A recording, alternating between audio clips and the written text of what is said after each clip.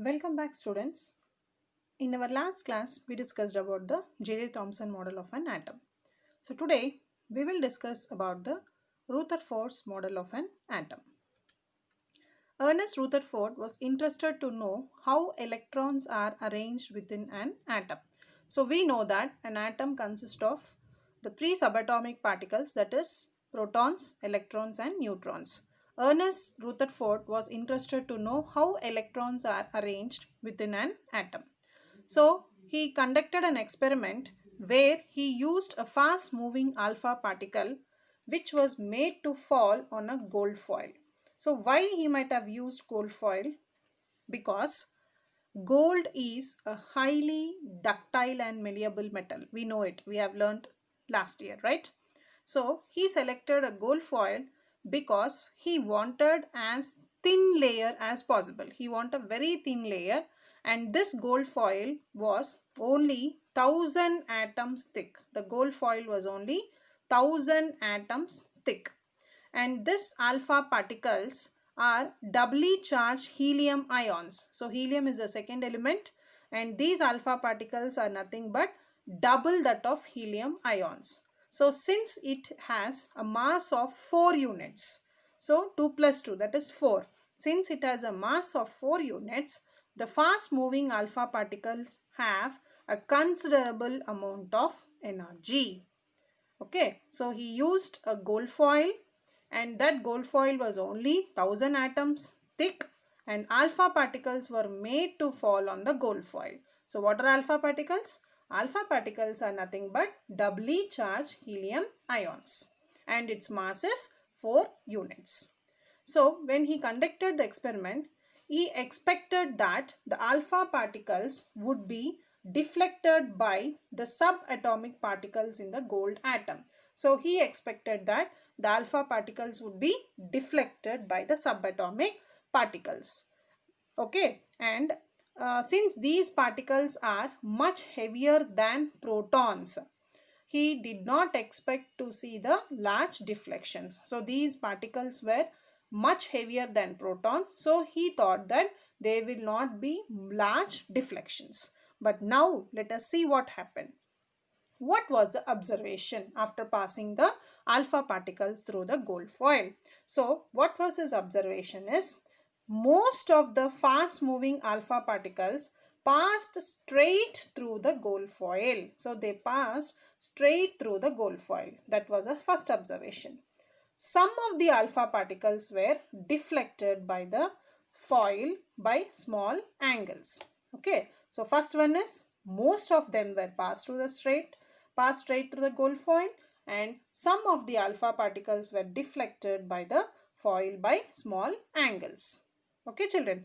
So, and the third observation was, 1 out of every 12,000 particles appeared to rebound, means they bounced back. So this was his observation. So he thought that it will not deflect more, but it was completely different, that the alpha particles, most of them were passing through the straight path, and some were deflected by the foil at small angles, and one among the every 12,000 particles appeared to rebound. So what was the conclusion given by him? That most of the space inside the atom is empty. So as it was moving straight, he thought that the space inside, the most of the space inside the atom is empty.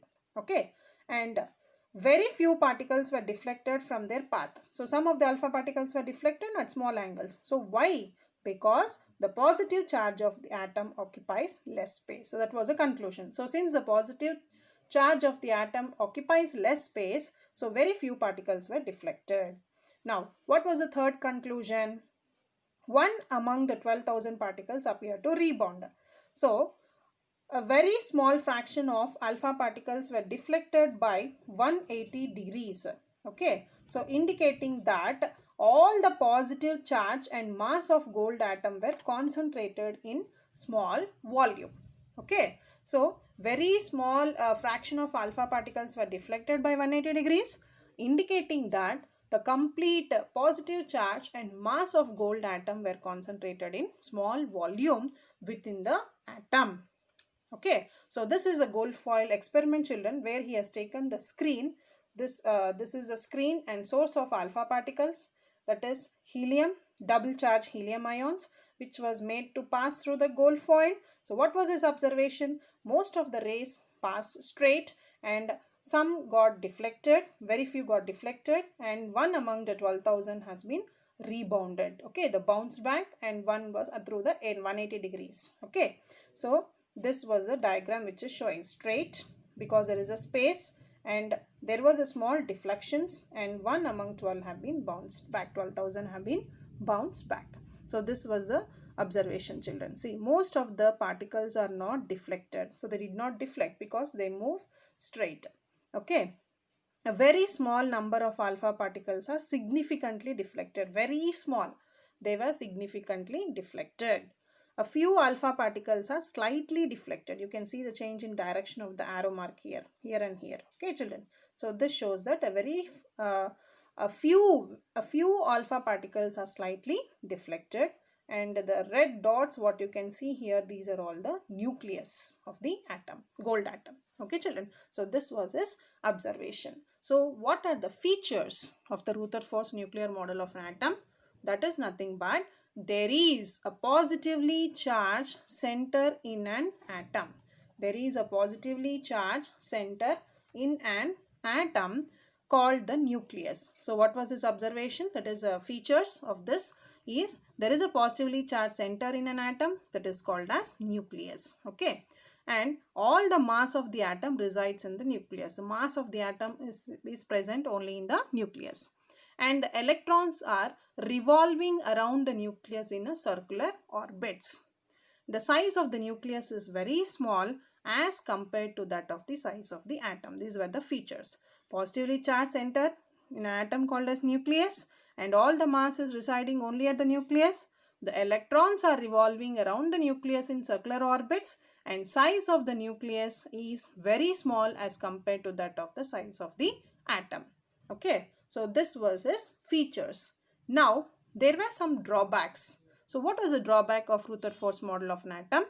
The drawback was the revolution of electron in a circular orbit will not be stable. So as he told that all the electrons will be revolving in a circular orbit around the nucleus. Okay, so the revolution of electron in a circular orbit will not be stable.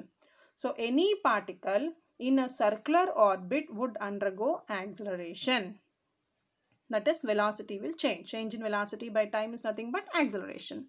So any particle revolving in a circular orbit would undergo acceleration, and during the acceleration the charged particles would radiate energy. Okay, the charged particles will radiate energy as the atom consists of the 3 subatomic particles. So when they are continuously revolving in an orbit, okay, so what happens? They undergo acceleration. When they undergo acceleration, the particles would radiate energy. Thus, revolving electron would lose energy. So when it is continuously revolving, it will lose energy, and this, because of losing energy, it falls into the nucleus. So hence the atom would be highly unstable. So he was unable to say that the atom is stable, but we know that the atom is stable. Okay, children. So this was the drawback of Rutherford's model of an atom. In our next class, we will discuss about the Bohr's model of an atom. So read the textbook for better understanding. Thank you, children. Have a wonderful day.